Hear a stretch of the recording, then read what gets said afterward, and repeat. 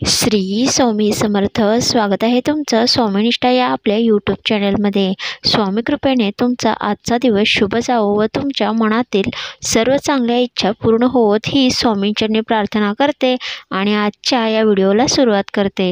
हिंदू धर्मशास्त्रानुसार पूर्वजांच्या सदोष कर्माची फळे त्यांच्या वंशजांना भोगावी लागतात. यालाच आपण पितृदोष म्हणतो. ज्योतिषशास्त्रानुसार आपल्या जीवनामध्ये अनेक प्रकारचे दोष असतात. त्यापैकी एक म्हणजे पितृदोष होय. ज्या व्यक्तींचे पूर्वज सुखी नसतात त्यांच्या कुंडलीमध्ये हा दोष तयार होतो. तर हा दोष का तयार होतो?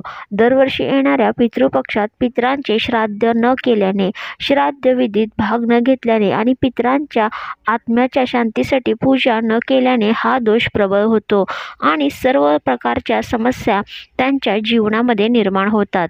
या दोषामुळे कुटुंबात अस्वस्थता, प्रगतीत अडथळे, अचानक आजारपण, संकटे, संपत्तीची कमतरता, सर्व सुखसोयी असूनही मनातील असंतोष इत्यादी अडचणी येतात. शास्त्रानुसार जेव्हा एखादी व्यक्ती पितृदोषाने त्रस्त असते तेव्हा त्याच्या जीवनकाळात सर्व प्रकारची संकटे येत असतात.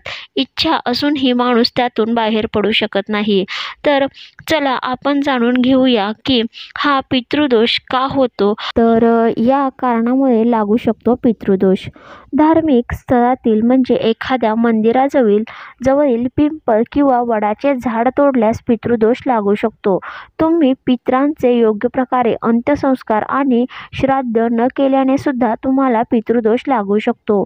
तुम्ही जर तुमच्या पूर्वजांना म्हणजे पितरांना विसरले असाल किंवा त्यांचा अपमान केला तरी देखील तुम्हाला पितृदोष लागू शकतो. तुम्ही जर का सापाची चुकी नसताना साप मारला तरी देखील तुम्हाला पितृदोष लागू शकतो. त्याचप्रमाणे बघा, आपल्या घरामध्ये अशी काही व्यक्ती असतात ज्यांचा मृत्यू हा लहान वयात झालेला असतो. कुणाचा मृत्यू हा एखाद्या असाध्य आजाराने आणि तरुण वयात झालेला असतो. त्याचप्रमाणे घरामध्ये सवाशीण स्त्री गेलेली असते. तिच्या काही इच्छा आकांक्षा अपुऱ्या राहिलेल्या असतात. त्याचप्रमाणे एखाद्या व्यक्तीचं लग्न न होताही मृत्यू झालेला असतो. कोणाचा खून होतो, कोण आत्महत्या करते, कोणाचा ॲक्सिडेंट होतो. तर अशा पद्धतीने हे जे आकस्मिक मृत्यू होतो त्यांचाही पितृदोष आपणास लागत असतो. कारण बघा काय असतं, त्यांच्या ज्या इच्छा आकांक्षा आहेत त्या अजूनही पूर्ण झालेल्या नसतात. काही त्यांच्या गोष्टी आहेत, मनातल्या इच्छा आहेत त्या अपुऱ्या असतात. त्यामुळे त्यांचेही पितृदोष आपणास 7 पिढ्यांपर्यंत लागत असतो. त्याचप्रमाणे स्त्रियांना माहेरचे आणि सासरचे असे दोन्हीकडचे पितृदोष होतात. माहेरचे 50% तरी पितृदोष हा स्त्रियांना लागत असतो, कारण त्यांनी त्या कुलामध्ये जन्म घेतलेला असतो. तर बघा, परंतु लग्न झाल्यानंतर स्त्रीने जास्त करून आपल्या नवऱ्याच्या घरामध्येच पितृदोषावर जे काही उपाय आहेत ते करायचं आहे, जेणेकरून माहेरचा सुद्धा पितृदोष तुमचा कमी होईल. तुम्ही ज्या वेळेला सासरच्या घरी पितरांना समर्पित काही विधी करतात त्यावेळेला तुमच्या माहेरच्याही पितरांचे आशीर्वाद आणि आभार माना, जेणेकरून त्यांचा सुद्धा पितृदोष तुम्हाला असेल तर तो कमी होण्यास मदत होईल. तर आता पाहूया की शास्त्रामध्ये हा जो पितृदोष आहे याची काही लक्षणे सुद्धा सांगितलेली आहेत. तर पितृदोषाची लक्षणे: पहिले, पुत्र संतती न होणे किंवा संततीच न होणे. दुसरे, व्यंग मंदबुद्धीचे मूल जन्माला येणे. तिसरे, मुलांच्या शिक्षणात विवाहात अडचणी निर्माण होणे, वारंवार मुले नापास होणे, नोकरी व्यवसाय न मिळणे.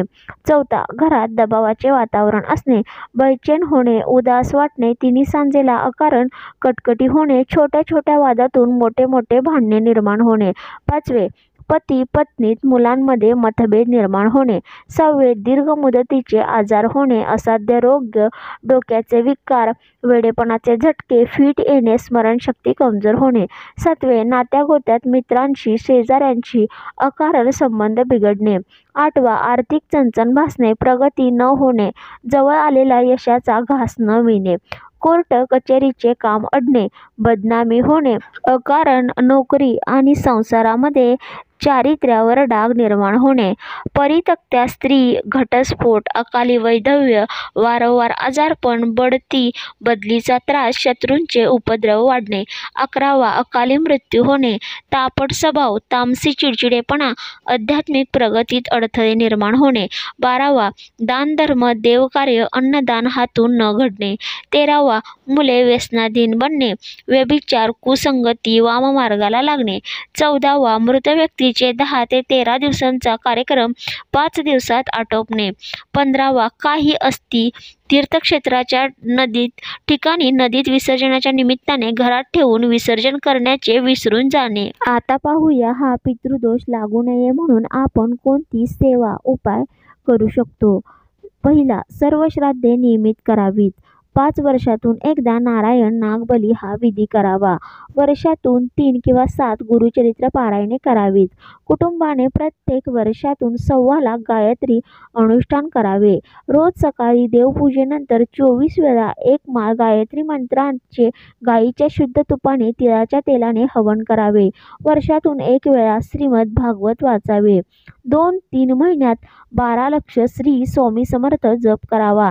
स्त्रियांच्या माहेरचा दोष अधिक असल्यास, हुंडा इस्टेट मिळाल्यास, भाऊ नसल्यास, माहेरी कोणी नारायण नागबली हा विधी करण्यासारखे नसल्यास मातृगयाला श्राद्धविधी करावा.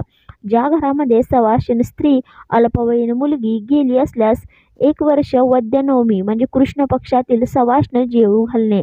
अगर तिच्या नावाने गाईला एका व्यक्तीइतके जेवण जेवू घालणे. घरात, कुटुंबात, समाजात धर्म, नीती, सदाचारयुक्त आचरण ठेवून परोपकार, दानधर्म करावा. सिंहस्थ पर्वणीत पितरांना पिंडदान त्यांना अर्पण करावे. ज्या व्यक्तीला सद्गती मिळायला पाहिजे असे वाटते त्यासाठी भाद्रपद महिन्यातील इंदिरा एकादशीचे पुण्यफल संकल्प करून त्यांना अर्पण करावे. प्रत्येक अमावस्येला दुपारी 12 वाजेनंतर एका पोळीवर थोडा भात, थोडे तूप, 5 ते 7 काळे तिळाचे दाणे घेऊन खालील मंत्र दक्षिणाभिमुख बसून 1 माळ करून अंती त्या माळेचा स्पर्श त्या भातास करणे. यामुळे अघोर पितरांनाही सद्गती लाभते. मंत्र आहे: मध्व सोमास्तधीना मदाय प्रंतो होता विवासते वाम बहिष्मती रतिविश्रिता गिरीशा यात नासतोपवाजे. त्याचप्रमाणे पितृपक्षामध्ये गरीब गरजू लोकांना तसेच ब्राह्मणांना दान इत्यादी दिल्याने सुद्धा पितृदोष हमखास कमी होण्यास मदत होते. तर मित्रांनो, ही झाली पितृदोषावरील लक्षणे, उपाय यांची सविस्तर माहिती. आपल्या चॅनेलवर मी अशाच प्रकारचे सण, वार, व्रत, वैकल्ये, उपाय, तोडगे यांची माहिती देत असते. तर अशाच प्रकारच्या नवनवीन व्हिडिओसाठी चॅनलला सबस्क्राईब करा. तसंच समोरचं जे बेल आयकॉन आहे त्याच्यावरही प्रेस करा, जेणेकरून मी जे नवनवीन व्हिडिओ टाकते त्या व्हिडिओचं नोटिफिकेशन तुम्हाला येत राहील व तुम्ही माझा कोणताच व्हिडिओ मिस नाही करणार. तर झालेली सेवा श्री स्वामी समर्थ महाराजांच्या चरणी रुजू. श्री स्वामी समर्थ.